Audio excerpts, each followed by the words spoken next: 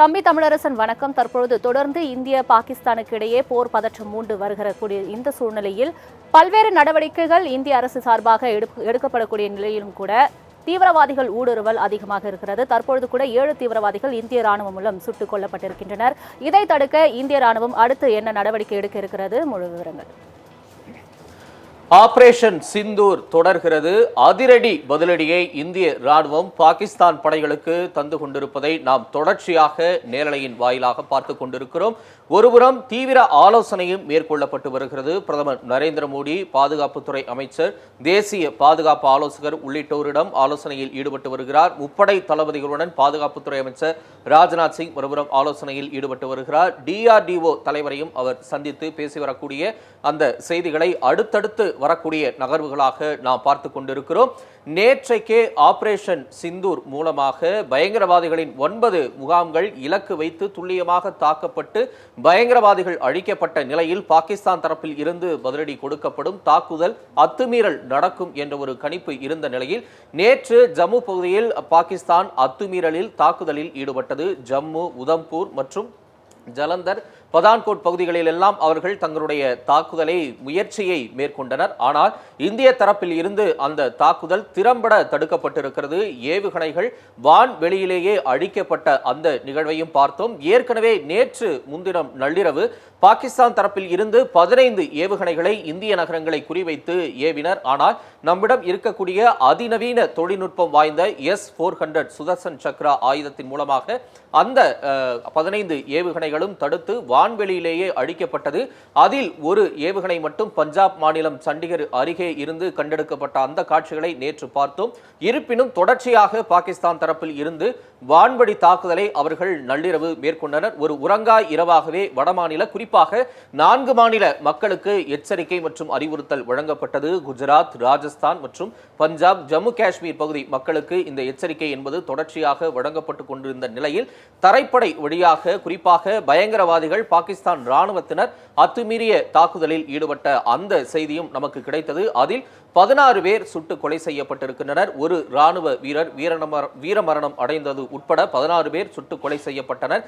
இந்த அத்துமீறலில் இந்திய தரப்பில் இவ்வாறான இழப்பு ஏற்பட்டிருக்க சம்பா பகுதியில் பாதுகாப்பு படையினர் 7 பயங்கரவாதிகளை அத்துமீறி உள்ளே நுழைந்தவர்களை சுட்டு கொலை செய்திருக்கிறது, கொண்டிருக்கிறது. பதிலடி கொடுக்கப்பட்டிருக்கிறது இந்திய ராணுவ தரப்பில். சற்று நேரத்திற்கு முன்பாக அந்த காணொளியும் இந்திய ராணுவ தரப்பில் இருந்து வெளியிடப்பட்டிருக்கிறது. கூடுதலாக ஏவுகணையை எவ்வாறு தாக்கி அழித்திருக்கிறோம் என்று இந்திய ராணுவம் ஆதாரத்தோடு காணொளி வாயிலாக வெளியிட்ட அந்த நிகழ்வையும் பார்த்தோம். நேற்று மாலை முதலே இருதரப்பு எல்லை பகுதிகளில் போர் பதற்றம் என்பது உச்சத்தை அடைந்திருக்கக்கூடிய நிலையில் IPL கிரிக்கெட் போட்டி DC பஞ்சாப் அணிகளுக்கு இடையிலாக நடைபெற்ற அந்த போட்டியும் பாதியிலேயே நிறுத்தப்பட்டிருக்கிறது. இன்னும் சற்று நேரத்தில் IPL தொடர் நடத்தப்பட வேண்டுமா வேண்டாமா என்பது குறித்த மிக முக்கியமான முடிவும் எடுக்கப்பட இருக்கிறது.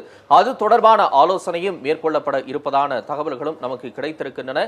இந்த நிலையில் பாகிஸ்தான் தரப்பில் இருந்து அவ்வப்போது அத்துமீறல் தாக்குதல் என்பது நடைபெற்று வரக்கூடிய அந்த தகவல்களையும் கேட்டு வருகிறோம். இதற்கு முன்னெச்சரிக்கை நடவடிக்கையாக சண்டிகர் பகுதியிலும் குறிப்பாக ஹரியானா பகுதியிலும் சைரன் ஒலிக்கப்பட்டு மக்களுக்கு எச்சரிக்கை என்பது விடுக்கப்பட்டிருக்கிறது. முன்னெச்சரிக்கை நடவடிக்கைகளும் ஒருபுறம் தீவிரப்படுத்தப்பட்டு கொண்டிருக்கின்றன.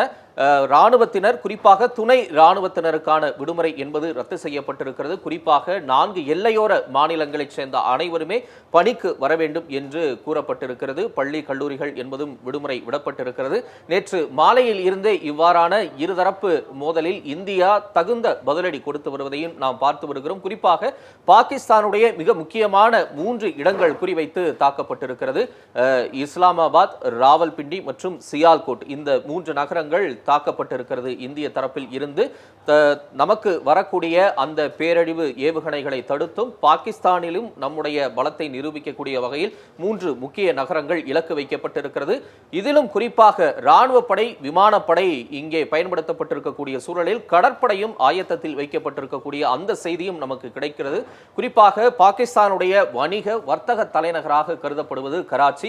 கடலோர அமைந்திருக்கக்கூடிய அந்த பகுதியானது அங்கிருந்து ஒரு 150-200 கிலோமீட்டர் தொலைவில் நமது இந்திய INS விக்ராந்த் கப்பற்படை என்பது நிலைநிறுத்தப்பட்டிருக்கிறது. அங்கு போர் பயிற்சியும் மேற்கொள்ளப்பட்டு வருவதான தகவல்களும் நமக்கு கிடைக்கிறது. ஏறக்குறைய 150 கிலோமீட்டர் தொலைவில் கடற்படை என்பது ஆயத்தமாக இருக்கக்கூடிய அந்த சூழலையும் நாம் பார்க்கிறோம். INS விக்ராந்த் என்பது மிக முக்கியமான உயர்தர தொழில்நுட்பம் கொண்ட அதிநவீன ஒரு தாக்குதல் படையாகவே இருக்கிறது. விமானம் தாங்கி போர்க்கப்பலாக அது இருக்கிறது. அந்த கப்பலின் மூலமாக நாம் நினைத்த இலக்கை துல்லியமாக அடைந்து தாக்க முடியும். பலத்த சேதத்தை ஏற்படுத்தக்கூடிய ஒரு சக்தி வாய்ந்த வலிமை வாய்ந்த ஒரு அமைப்பாக INS விக்ராந்த் என்பது இருக்கிறது. ஏற்கனவே கடந்த 1971ஆம் ஆண்டு கிழக்கு பாகிஸ்தான் பிரிவினையின் போது வங்கதேச நாடு உருவாக்கத்தின் போதே இவ்வாறான படைகள் பயன்படுத்தப்பட்டிருப்பதான குறிப்புகளும் நமக்கு இருக்கின்றன. அந்த வகையில் INS விக்ராந்தும் கராச்சியில் இருந்து மிக அருகாமையில் இருக்கக்கூடிய கடற்பகுதியில் போர் பயிற்சியில் ஈடுபட்டு வரக்கூடிய அந்த செய்திகளும் நமக்கு கிடைத்து வருகிறது. தொடர்ந்து பாகிஸ்தான் தரப்பில் இருந்து அத்துமீறல் என்பது மேற்கொள்ளப்பட்டால் இந்திய தரப்பில் இருந்து பதிலடி தருவதற்கு அனைத்து தரப்பினர் குறிப்பாக முப்படைகளும் தயாராக இருக்கக்கூடிய அந்த சூழலையே நாம் பார்த்து வருகிறோம். இதில் மிக குறிப்பாக இந்தியா தனது வலிமையை நிரூபித்திருக்கிறது. உலக அரங்கில் ராணுவ வலிமையை பாகிஸ்தானுக்கு மட்டுமல்ல உலக நாடுகளுக்கே செய்தி சொல்லக்கூடிய அந்த வலிமை இந்த தாக்குதலின் தற்காப்புகளின் மூலமாக நமக்கு தெரிய வந்திருக்கிறது. தொடர்ந்து